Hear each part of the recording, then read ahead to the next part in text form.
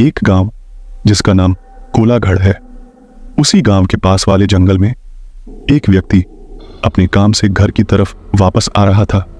अचानक वो तेज तेज रोने लगा और कहने लगा कि नहीं, तुम जिंदा हो या मर गई। पहले उस गांव में कोई भी भूत प्रेत की बातों पर विश्वास नहीं करता था, पर उस दिन के बाद धीरे धीरे गांव वालों के मन में आत्माओं को लेकर डर बैठ गया।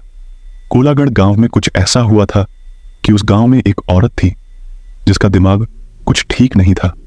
उसका पति भी एक घटना में मर गया था। तब से वह कुछ अजीब सी हो गई थी। कुछ गांव वाले उसे पागल भी कहते थे। एक बार की बात है, जब रात को गांव का एक आदमी जिसका नाम बद्री था, वह शहर की ओर कुछ जरूरी काम से निकल पड़ा। गांव से आने जाने का एक ही रास्ता था।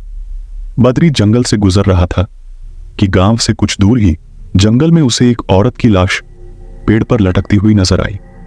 वह एकदम डर गया और भागता हुआ गांव वापस आ गया।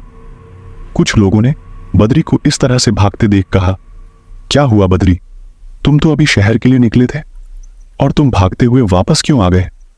तब बद्री ने बताया कि उसने अभी किसी की लाश को पेड़ पर लटकते हुए देखा है और वो लाश किसी औरत की है। देखते देखते सारा गांव इकट्ठा हो गया कि क्या हो गया, कहां है लाश, चलो चलकर देखते हैं। गांव वालों ने जब लाश को जाकर देखा तो वास्तव में किसी औरत की लाश पेड़ से लटकी हुई थी।